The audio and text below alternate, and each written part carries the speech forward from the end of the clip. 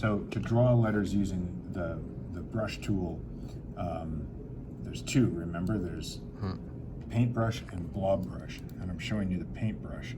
So with this one, I would draw, each of my lines, like let's say I'm drawing the letter R, and each time I, for each piece there, I clicked and stopped. So I end up with 3 separate elements in here, right?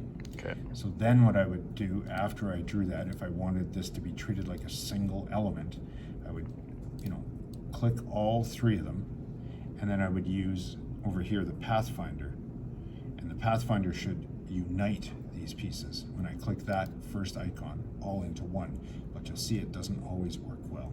So I would, before I did that, I would convert these. Remember I showed you the difference between the fill and the stroke? So strokes are going to behave in a particular way and fills are going to work in another way. So you can convert these. Here, look, I'm going to zoom in for you.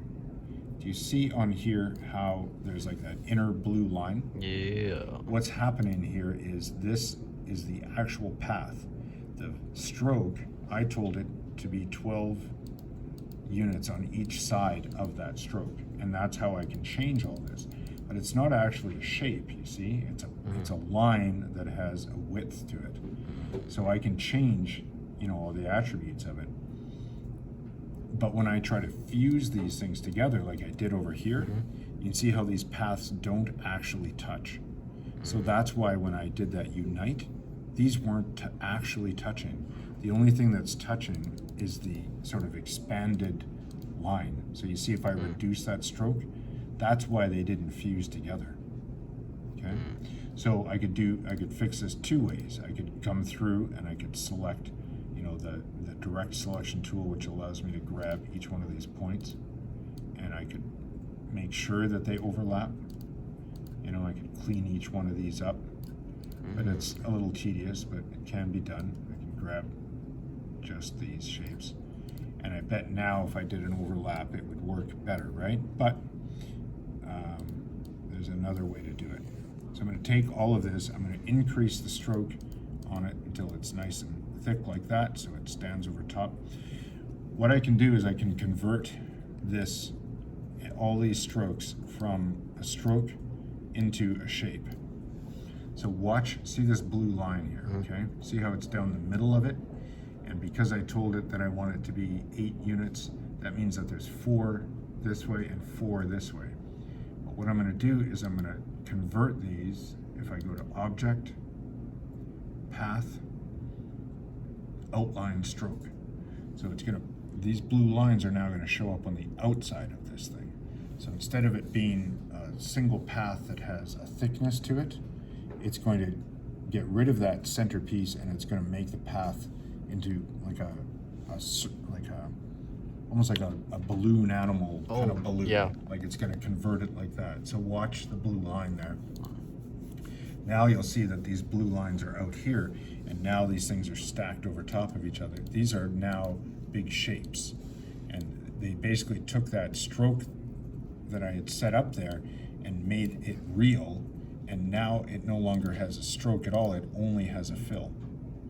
But the cool thing about this is I could then still come in if I want, and I could add a stroke to it, and like on this one I'll make a stroke and I'll change the color of it to be I don't know, red, and now you can start to do things like this to sort of add to it. So that's complicated, that's a lot, so I'm going to show you an even cooler way to do this. But I'm going to take these elements now, these 3 elements, and do what I tried to do before, which is now fuse them all into one object. And you'll see now I can fuse them into a singular object using the Pathfinder, because those things were in fact shapes, not strokes. I feel like I might have lost you there, but yeah, I used Pathfinder Unite, and now I don't see where it went. Here, I'm going to undo. The thing is about this property window, it will only show what you can kind of use. So when I had that object already fused together or united, it didn't show me this window because I couldn't unite a single object to anything. Now that I undid that, and these are 3 separate elements again, now if I select these, I get this Pathfinder tool open again. And the Pathfinder, I could talk an hour about the Pathfinder because it's such an amazing tool. You can do so much with it. But basically I'm taking 3 separate elements and I'm telling it wherever it overlaps. You see how this looks like 2 little squares? Wherever they overlap, I want them to join. I want them to be like welded together or squished into one. So you see here there's 1, 2, 3 shapes, and we can see where they overlap. By clicking Pathfinder Unite, they fuse into one single object. And now I've got this thing here that I can change and call R. Make sense? Yeah. Let's look at the blob brush now, because the paintbrush tool, which is really cool, which paints strokes, the blob brush will paint fill. So now what I'll do is I'll make this brush bigger. I can't remember how to make it bigger right now. Blob brush. Oh, I'm going to double click it. So it also has the ability to smooth out your drawings, and I'm going to do that. I'm going to crank it all the way to smooth. The paintbrush currently is set to 10 points, and there's a way to increase that. I'm just going to double check. This looks like I'm drawing like a stroke edge, but if I zoom in and have a look at it and select it, you'll see that it's drawn. It's hard to see, but that's the whole line. It's a shape, right? Yeah. It has lines on the outside, which means that I could then come and grab these, unlike a stroke, which is like a thin path that has a thickness to it. I've dropped down, something bigger here. Now, the blob brush is cool. You can use on your keyboard the square brackets right here to make your brush bigger or smaller. Typically it works. There it goes. So I can't see my brush. Hang on. You can't see your brush because this transparency grid. Finally. Now you can see it. So look here, if I'm pressing this thing, I'm making the brush bigger or smaller. So now when I paint, I can do this, and I can fill in shapes like that and let go, and that's a complete object, like that's a full shape. If I want to make a little character, I can draw his little legs like this, and I'm basically making like a stick man, and all of this stuff joins together. All of this becomes like a single shape. So it's really fun for doing things like lettering, because you can just be really free, and you can, now let's draw like the letter R. I can do that, and it cleans it up, and that's a single shape right there.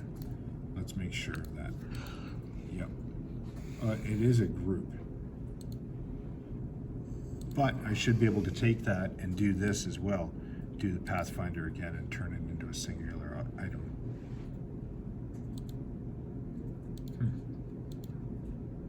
Yeah, I think it's okay. So anyway, you've got some ways to draw text now that Thank you. a little more relaxed, right? And Less work. Go big, right? Like don't try to draw things really, really small. Like the beauty of Illustrator is that you can work at any scale you want, right? You can do this, and then if you're happy with it, you can drag it down like that and shrink it afterwards. Okay, so don't feel like you have to. Like your lettering was really tiny, right? You were working at a really small scale. If it's more comfortable to draw big and large, do that, and then scale it down afterwards. Thank you. You're welcome.